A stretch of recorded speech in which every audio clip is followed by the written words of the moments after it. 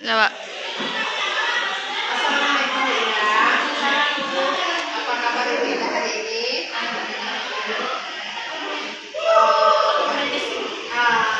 Saya Ibu Ida waktu Ida sedikit. Saya ingin menjelaskan kegiatan seperti observasi yang mana di awalnya nanti sekarang kita berada di kegiatan observasinya. Setelah itu saya akan melihat penyelenggara kelas. Setelah itu kita akan berbincang lagi mengenai pasca observasi dalam pendidikan di kelas. Untuk kesempatan kali ini saya akan mengajukan beberapa pertanyaan kepada Ida atau pembelajaran yang akan dilakukan di kelas. Pertanyaan pertama, tujuan pembelajaran apa yang akan Ida capai di kelas nantinya? Tujuan pembelajaran saya di kelas nantinya adalah tentang seperti apa yang menggunakan latar belakang dengan tema sejarah Indonesia. Nanti di sana selain bentuk latar belakang sejarah Indonesia, juga nanti juga unsur pembangunan dan sumber pembangunan yang dicapai, dan juga nanti identifikasi seperti apa bentuk penerapan cerpen yang mereka tulis di dalam Ini ada beberapa tujuan yang berbeda. Bagaimana Pak itu cerpen, apa ciri-cirinya, apa struktur yang ada dalam cerpen tersebut, dan bagaimana siswa nanti mengidentifikasi kemudian dalam pembelajaran itu ada pengembangan apa yang hendak dicapai dalam pembelajaran tersebut. untuk area pengembangan bisa menggunakan pembelajaran itu ada dua. Ada yang pengembangan pengetahuan yang mana nanti fokus kepada unsur dan struktur yang dibangun dari cerpen tersebut, dan juga untuk bagian dari pengembangan keterampilan itu nanti harus seperti apa siswa menuliskan sebuah cerpen yang diadaptasi dari kehidupan sehari-hari. Jadi boleh membentuk cerpen tersebut dan juga berbentuk diary yang biasanya mereka gemari.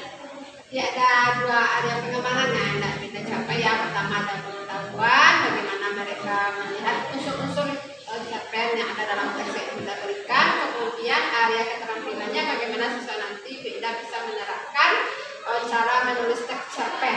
Yang cukup menarik beda.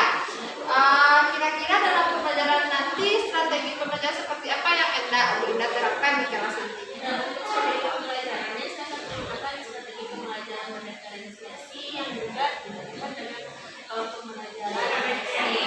Nanti dari hal tersebut anak siswa bisa terfokus dalam pembelajarannya. Nanti walaupun menentukan membaca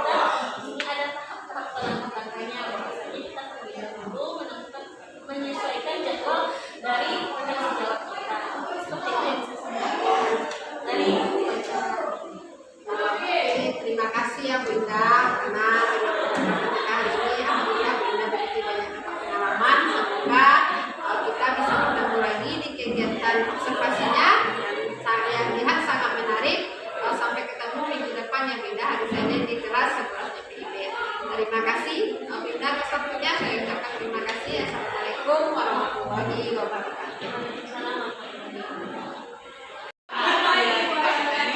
Waalaikumsalam warahmatullahi wabarakatuh. Pada hari yang sangat cerah ini, semoga Anda semua bisa fokus untuk pembelajaran kita, yaitunya pembelajaran yang sangat menarik dikarenakan materi kita itu berbicara tentang sebuah cerita pendek yang mana cerita pendek merupakan adaptasi dari cerita kita sehari-hari.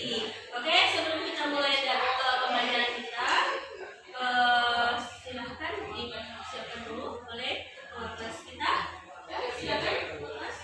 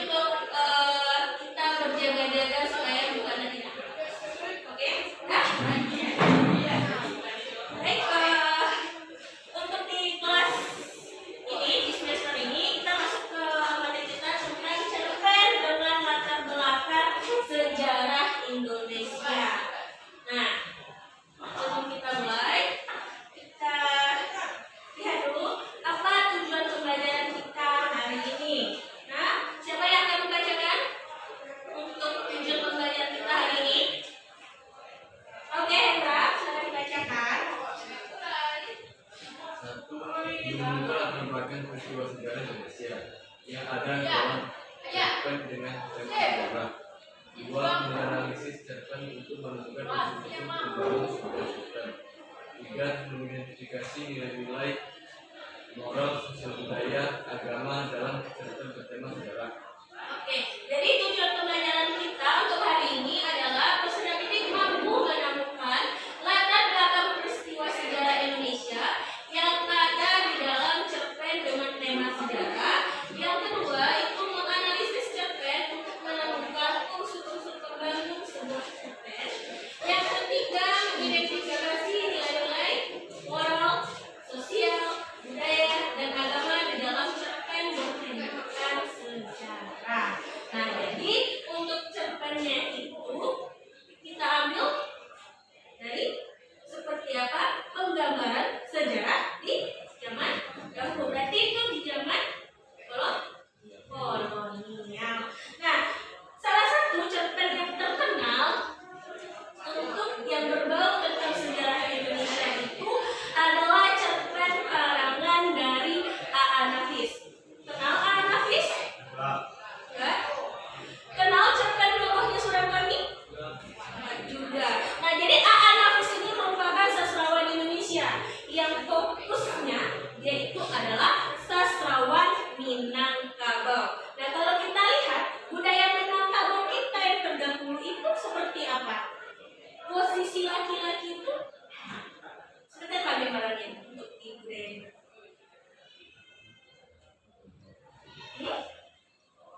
Nah, untuk tinggalnya salah satunya di mana? Di rumah tinggalnya? Di rumah istri? Kalau misalnya waktu bujang-bujangnya di mana tinggalnya? Di rumah teman. Di surga. Nah, itu yang digambarkan di dalam cerpennya Nafis. Pertama, budaya Minangkabau itu merupakan budaya surau. Nah, makanya kalau kita lihat khusus untuk daerah Minangkabau ini, surau yang terbanyak di provinsi Sumatera. Surau yang terbanyak di Indonesia hanya ada di Sumatera Barat. Di setiap dalamnya pasti ada suraunya. Iya. Ya. Kalau di kampung misalnya di kampung Rani, tinggalnya di mana Rani? Ada. Itu untuk daerahnya. Jorongnya? Ada suraunya? Ada ya? Surau sukunya ada juga kan? Jadi terkadang di negara itu banyak surau di sana. Namun dalam satu negara itu ada 10 sampai 15 surau. Nah, seperti itulah penggambaran dari budaya Minangkabau. Nah, ini yang akan diceritakan oleh si A.A. Nafis. Bahwasanya dari tahun ke tahun pasti fungsi surau itu makin menurun. Itu dari zaman Bali Pustaka atau di tahun 1928 udah tergambar sama dia seperti itu. Nah, bisa kita lihat di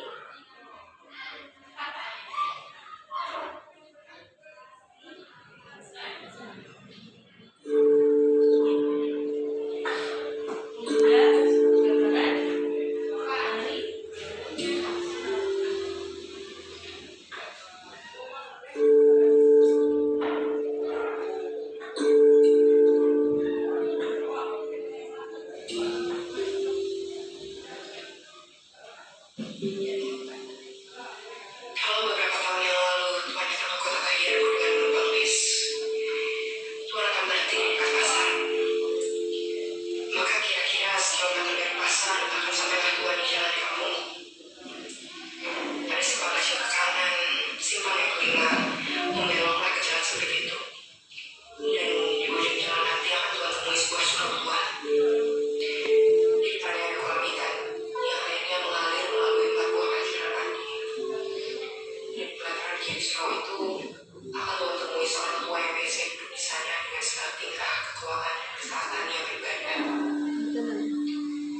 Sudah bertahun-tahun jadi itu tadi adalah suatu bentuk sebuah trailer dari filmnya Robohnya Suram Kami. Nah, cerpen karya A.A. Nafis ini sudah banyak mendapatkan sebuah transformasi atau bentuk perubahan yang mana dia pertamanya itu diterbitkan oleh A.A.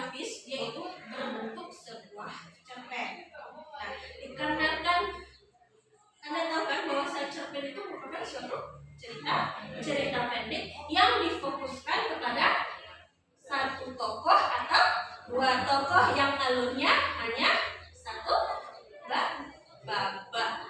Nah, karena ceritanya itu menarik, pembaca tuh ingin tahu sebenarnya itu tokohnya itu seperti apa, akhirnya itu seperti apa. Jadi bertanya-tanya dan banyak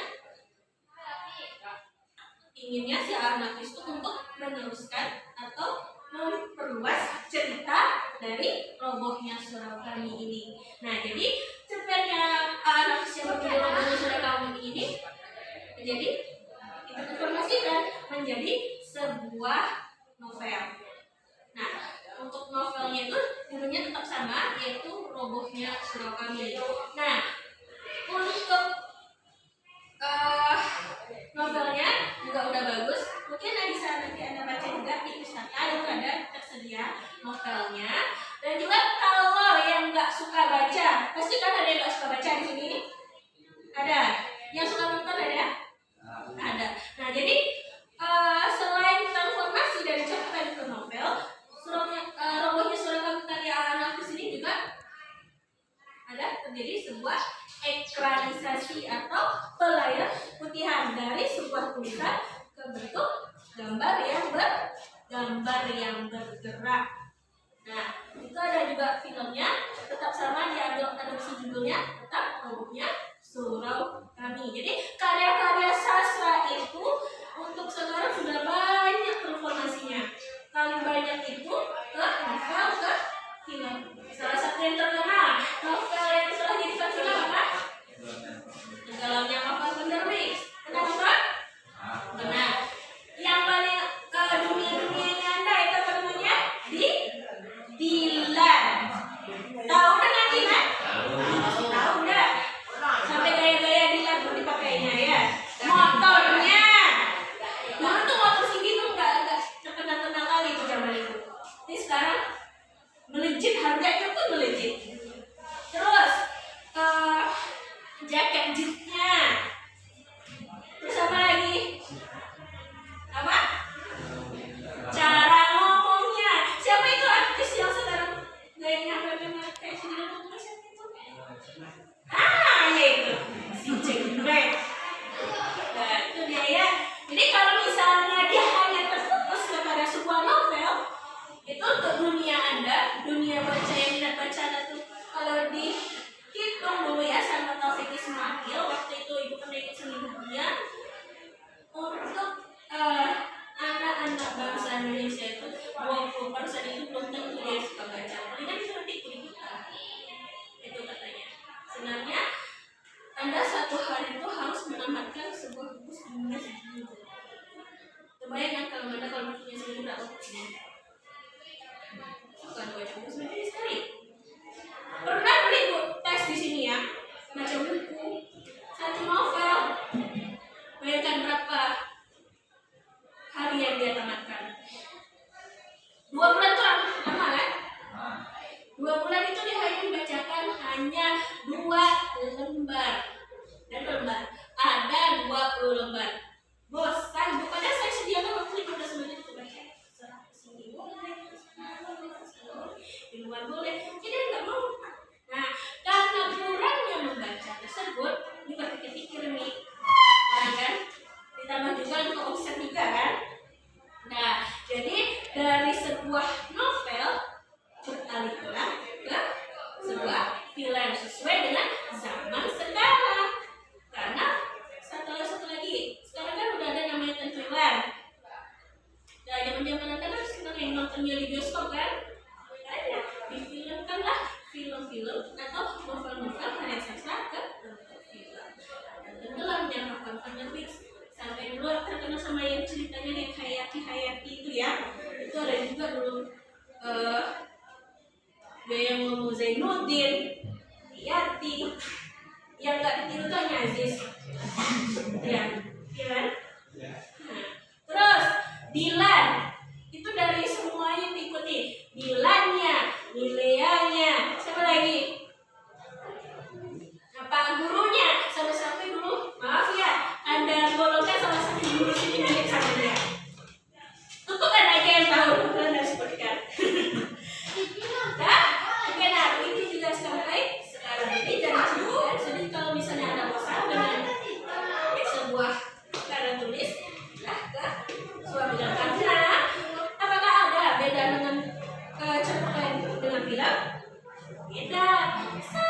berbeda karena 80% film itu ditambahi dengan bumbu-bumbu cinta. Karena di novel bila kau udah baca novelnya itu nggak ada cinta-cintanya. Kalau kau berpikir itu nggak ada cintanya di sana, sedikit. Tapi karena sutradara maksa-maksa. Karena kalau yang ada bumbu cintanya kan enggak suka. Makanya itu, makanya 80% film itu ditambah dengan bumbu. Oke, nah kita masuk ke bentuk seperti apa sih cerpen itu sebenarnya? Ini.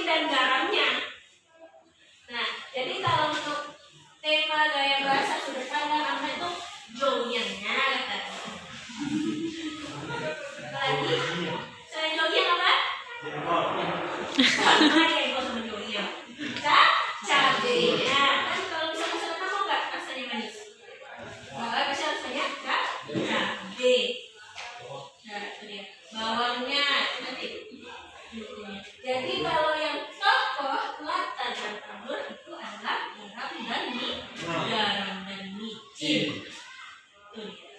Jadi kalau misalnya suatu cerita itu gak ada tokoh, siapa yang mau ceritakan di sana?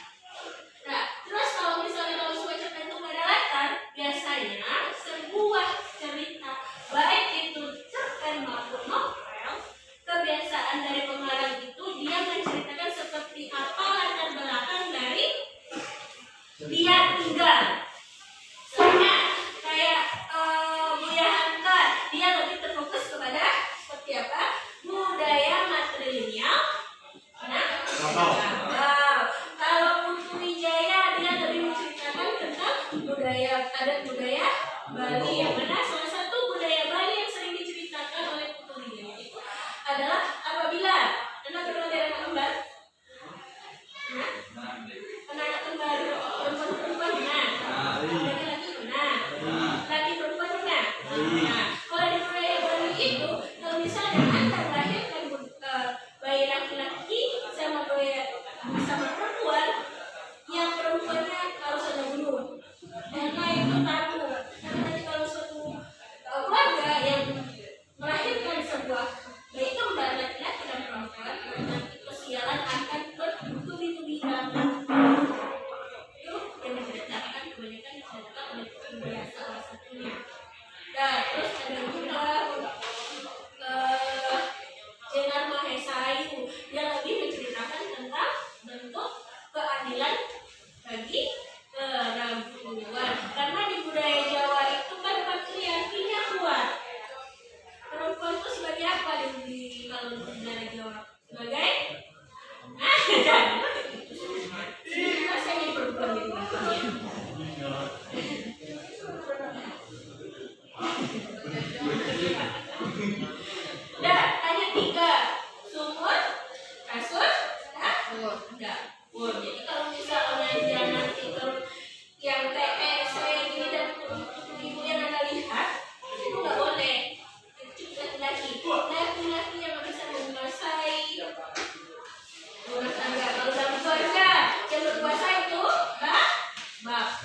Kalau udah nikah yang berkuasa itu suami. Kalau udah tua yang berkuasa anak laki-laki.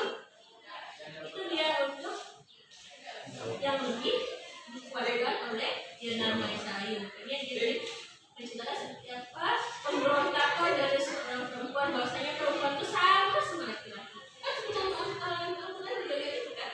Ada dalam perempuan kita tidak sedangkan tidak bisa pada bukan kan? Nah, dia yang lebih berfokus kepada latar. Nah, kalau alur itu ini ceritanya setiap bentuk rangkaian peristiwa yang dihadirkan oleh si pemeran. Nah, baru nanti tema. Jadi ini fokusnya kemana? Misalnya tentang patriarki tadi atau budaya Minangkabau. Itu tergantung dari sudut pandang seorang pemeran. Jadi baru nanti gaya bahasanya, ada kemanatnya, ada hubungannya di sana. Dalam unsur ekstensi tadi sama nilai dalam cerita. Jadi apa yang ingin disampaikan di sana? Kalau misalnya kita cerita materialnya, itu nilai-nilai apa yang biasanya disebut di sana? Ya.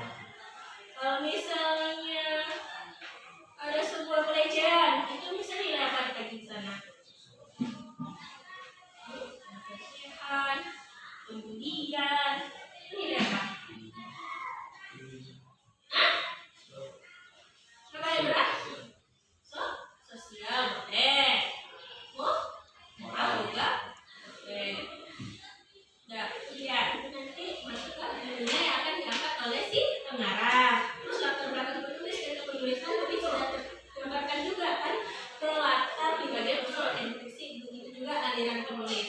Nah, kalau aliran itu nanti dia mau pakai mana? Yang mau pakai feminisme yang kayak Jenner atau yang postkolonial seperti Pramudia, nah, itu terserah sebenarnya untuk alirannya. Ya, oke.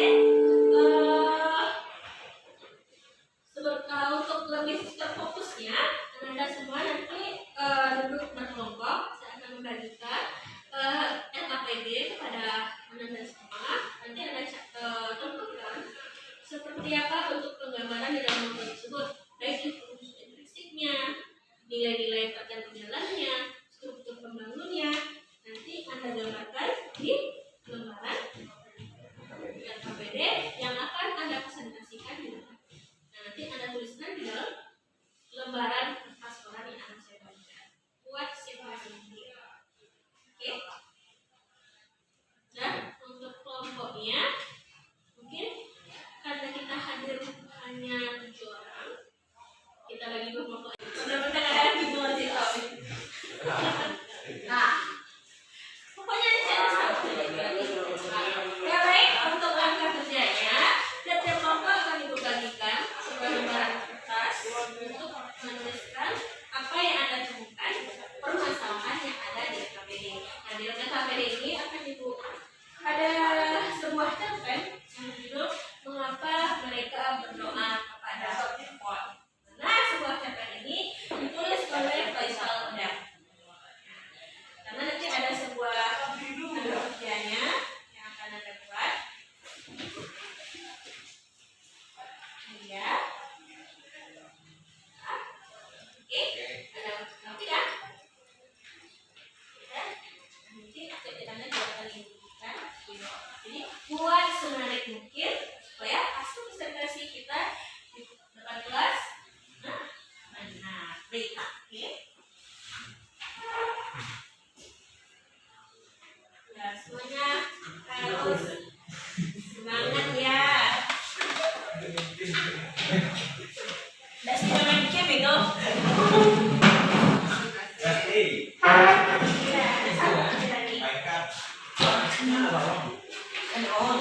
Assalamualaikum warahmatullahi wabarakatuh. Waalaikumsalam warahmatullahi wabarakatuh.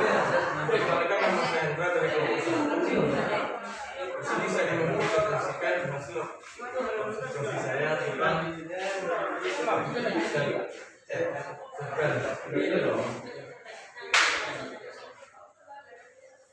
kami menganggotakan 4 orang, yaitu Muhammad Revansyah, Abdul Mihak, Hendrik Iskandar, dan Muhammad Nabi Rahman.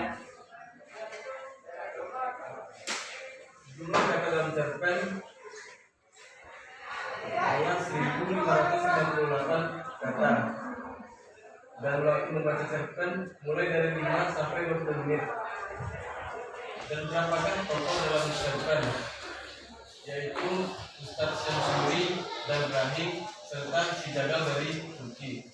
Jumlah peristiwa atau konflik yaitu cerpen ini membuat alur maju dan mundur karena ada kilas balik bagaimana pohon asam menjadi sampai kopi. Mungkin sekian dari saya. Saya akhiri. Assalamualaikum warahmatullahi wabarakatuh. Aplaus untuk kelompok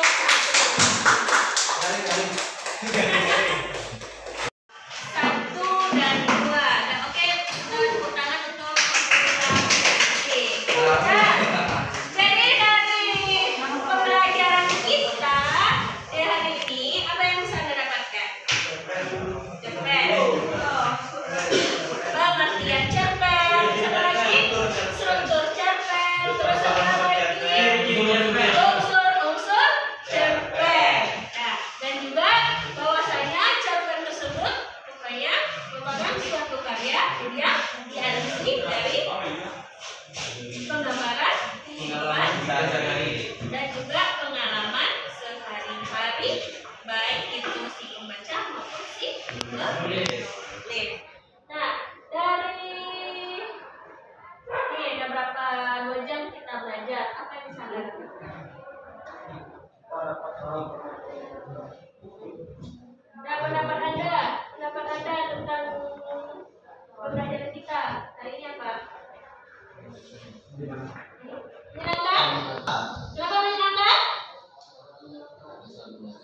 Sangat menarik dan mudah dipahami. Dan juga tadi banyak ya hal-hal yang menarik yang bisa Anda temukan baik di video yang ditampilkan maupun yang dibaca di dalam LKPD.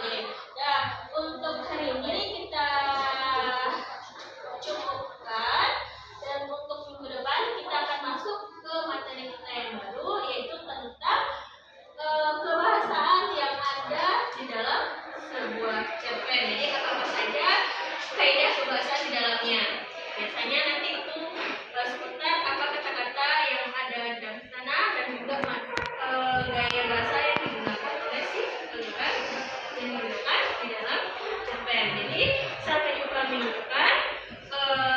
Mohon maaf kalau misalnya ada kesalahan. Dan sampai jumpa minggu depan. Assalamualaikum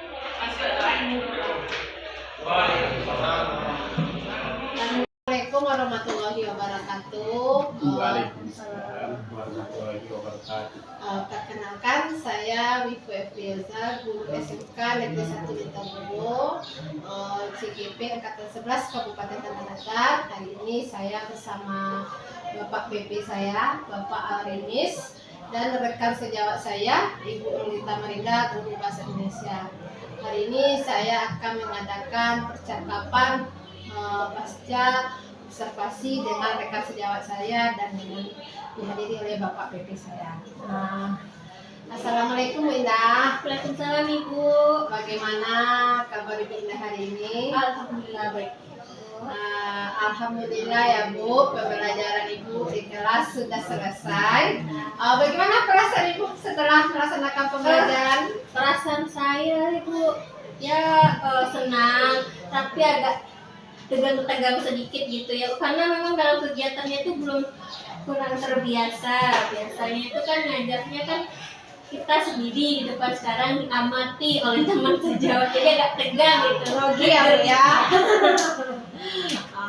Saya lihat dalam pembelajaran Bu Indah sangat bersemangat. Saya juga merasakan kesenangan dan grogi dari pertama, tapi itu hal yang wajar yang dirasakan ya Bu ya.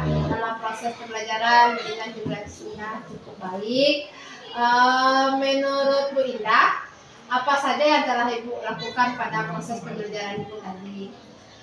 Untuk proses pembelajaran saya di kelas tadi, dilihat di sana siswa-siswa sangat antusias untuk ikut dalam pembelajaran, dan juga tujuan-tujuan pembelajaran yang telah saya susun di sana sudah tercapai semuanya. Untuk kedua, untuk area pengembangannya juga, untuk pengembangan pengetahuannya, untuk bagian menganalisis dari teks cerpen tersebut, anak sudah semangat dan juga sudah tahu seperti apa bentuk aspek pembangun dan aspek pembentuk dari teks cerpen tersebut. Alhamdulillah ya Bunda ya, berarti tujuan pembelajaran itu sudah tercapai, pengembangan untuk pengetahuan dan keterampilan untuk unsur-unsur teks cerpennya sudah juga dicapai oleh siswa. Kira-kira yang Ibu kembangkan lagi setelah kegiatan supervisi ini apa Bu? Mungkin setelah supervisi ini saya melihat kendala yang saya dapatkan tadi aja di kelas ya Bu ya. Soalnya kan tadi saya membagi tiap-tiap anak tersebut dengan beberapa kelompok, sampai 5 kelompok tadi. Yang mana tadi ada satu kelompok yang mungkin kurang aktif di sana. Memang kalau di pembagian sebuah kelompok itu kan itu biasanya memang iya ada salah satu anak yang memang kurang aktif dalam kelas tersebut. Terus saya ingin mencari untuk kedepannya supaya anak yang seperti itu untuk kemudian hari bisa aktif untuk menerima pembelajaran di kelas. Soalnya tadi ada salah satu siswa itu dia agak melihat ke temannya contoh dari tugas yang saya berikan. Berarti sudah merasakan kekurangan dalam pembelajaran, ada siswa yang kurang bisa Ada yang menarik dalam pembelajarannya sehingga dia mencontek tugas dari temannya. Kira-kira nanti solusi atau pendekatan seperti apa yang akan Ina lakukan? Mungkin solusi yang saya inginkan untuk pembelajaran kedepannya yang akan saya kembangkan itu tentang berbasis skillnya.